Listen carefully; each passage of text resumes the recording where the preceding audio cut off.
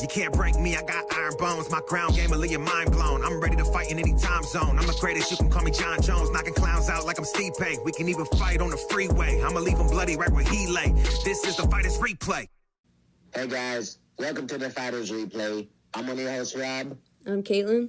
And today we're going to get into UFC Fight Night. I call France versus Amir Albazi. This fight, we got Jamie Mullarkey versus Guram Katelizadeh. I apologize if I pronounced the name wrong. Guram Katelizadeh, he's coming off of a decision loss to Damir Ismagulov. Now, Damir Ismagulov is a really high-level dude. We got Jamie Mullarkey, who's coming off of a decision win to Francisco Prado. And a decision win against Michael Johnson. That was a really, really entertaining battle. That was on the Dos Anjos versus Fiziev card. Honestly, for this one, I think Jamie Mullarkey is going to have it. Because I've seen Jamie Mullarkey get into that fucking war with Michael Johnson. I think that dude's just built different. I know Guram's record is better. I just think that Jamie's Guram might be a better all-around fighter, but I think Jamie Mullarkey... Guram is a good martial artist, but Jamie's the better fighter. Does that make sense, Kaylin? Yeah, that makes complete sense. I mean, both of these guys have been up against high-level fighters, high-level opponents, and they've both done fairly well, but I think Jamie has done better underneath the pressure of those high-level fights, those high-level opponents. I think Jamie is going to get this one. I say via decision win. Okay. Yeah, I say decision too. I agree. Okay, moving on, we have Karine Silva versus Kelton Souza. This is Souza's debut fight in the UFC. Karine has, I think, 2 fights in the UFC.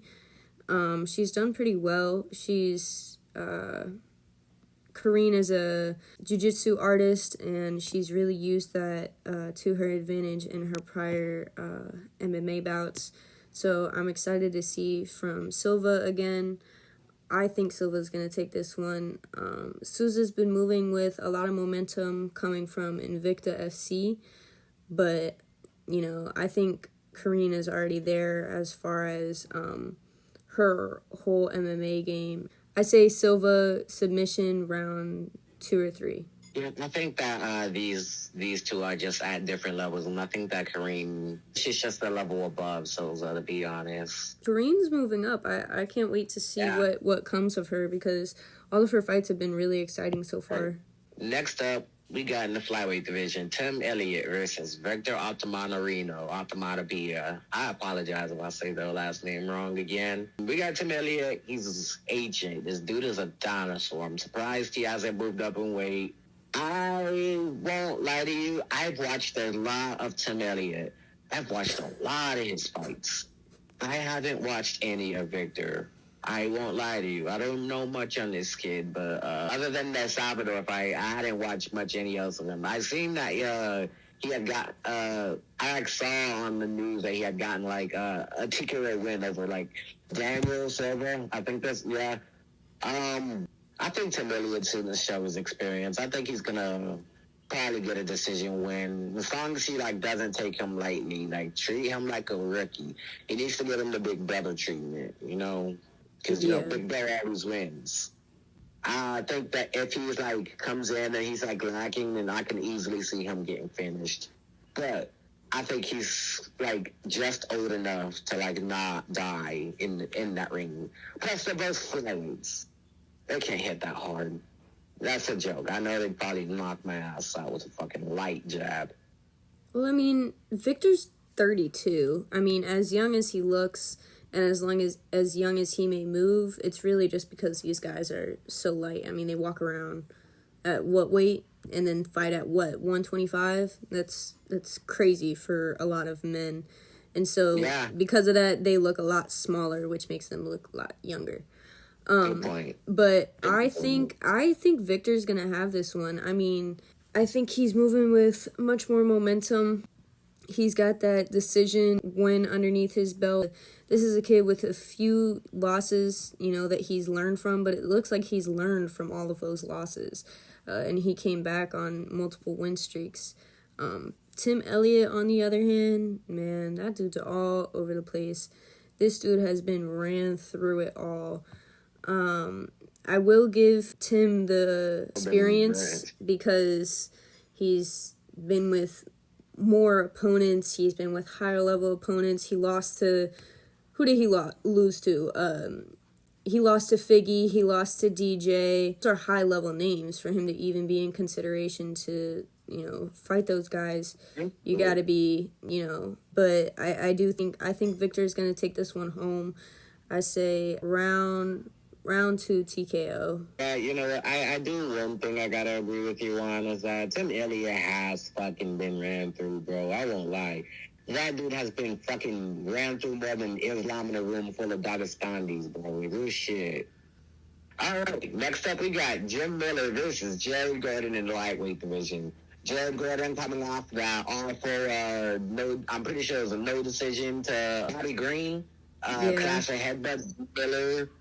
Oh my God, Jim Miller. This dude is old. And when I say old, I mean it. He was Donald Cerrone's last fight.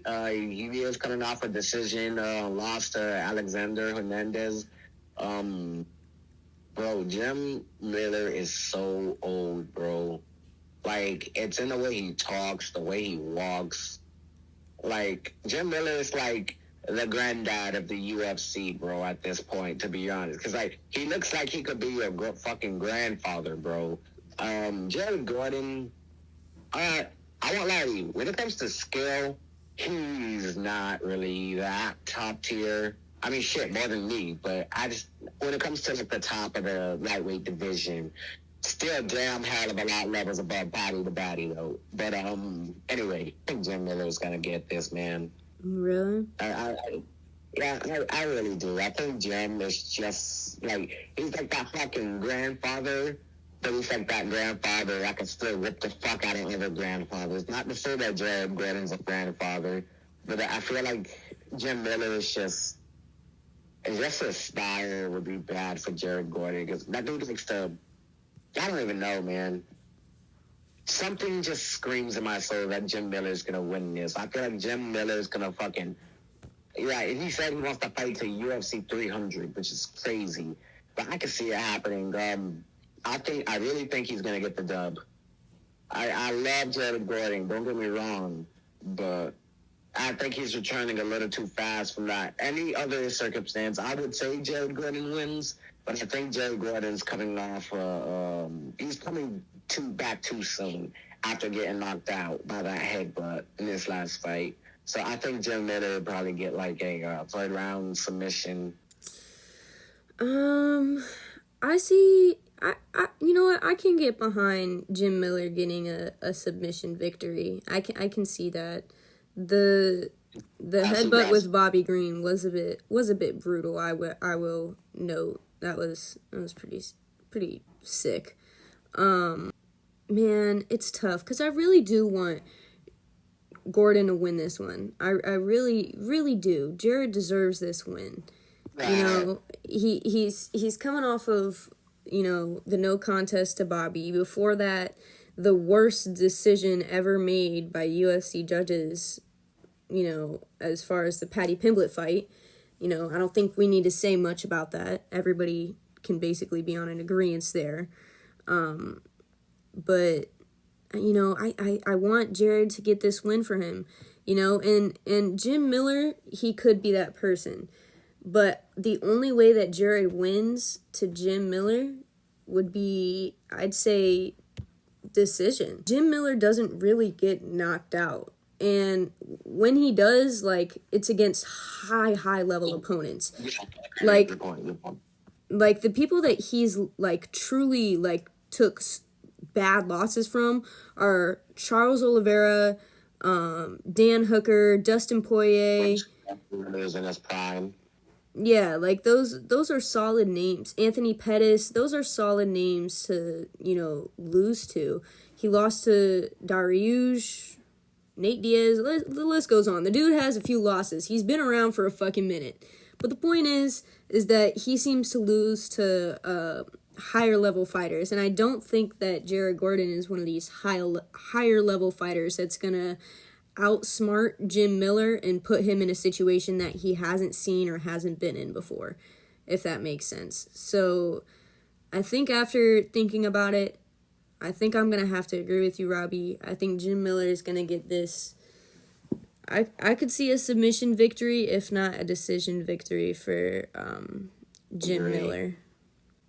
And if Jim Miller was to get like a TKO, I would say that would have to be in the first round if it was a possibility. I don't think that'll happen, but if it does, I think it only will happen in the first. Nah, I don't see Jim getting a TKO. If he gets a TKO, that would be wild though, and I don't think Jared would be able to recover real well from that. Yeah, that would be tough for Jared to recover from, but this should actually be a really solid fight. I'm excited for this. This next one, I love Alex Caceres. This guy, fucking Bruce Lee, man.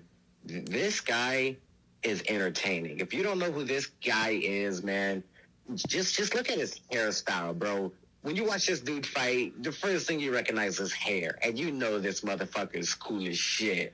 This dude, is coming off a TKO win to Julian Erosa. Shit. We've seen this guy get some fucking... Like, everybody's seen that Julian Erosa head kick. That shit was nasty. It was on the same card as the Cannonier Strickland. Before that, he had a decision loss to Sadiq Youssef. I think that this guy is... I don't know, it's weird. I don't think he's in his prime yet. He's 34, but I think he's going to be one of those fighters that, like, randomly explode when they get older. There has been that breed. There's the breed that become amazing when they're, like, fucking damn near 40, or they're just, like, amazing when they're, like, a fucking kid, you know? On the other hand, we also have Daniel Pineda. I like Daniel. Daniel's 37. It's definitely older than Alex. He's coming out for a second-round submission to Tucker Lutz. I like Daniel. It's just, you know, before the Tucker fight, a dude got knocked out by Cub Swanson. Cub Swanson. Yeah, that's crazy. Great. I fucking love Cub Swanson, and Cub Swanson is no joke. But I think Alex, his striking is definitely better than Cub Swanson. And if Cub Swanson can do it, I think Alex can do it. Now, don't get me wrong. I know that's horrible to say because MMA math will never do you justice. But I'm just going to go with it this time. I don't care. I think Alex Caceres gets a finish. I think I'm going to have to agree with you, Robbie. I think Alex is going to take this. I think his striking is just a bit more precise and a bit more accurate than what Daniel's is. And I also think his ground game is more elite than what Daniel's is. Both of these guys have been off doing grappling and stuff for Fury Pro. And the more that I talk about this card, the more I realize I'm highly excited for this card, bro. Like, more excited than I was for the Dunn versus Hill, to be honest. Like, this one is like a must-watch. Like, they got some real... Like, I don't understand, man. This card got some real... Like, the Jeremy Malarkey fight, that's a banger. Like, and it's crazy that not more people know about this. I really can't wait to watch this card on Saturday, man. And it's at 9 o'clock. Man, it's still going to be nice. I can't wait for this.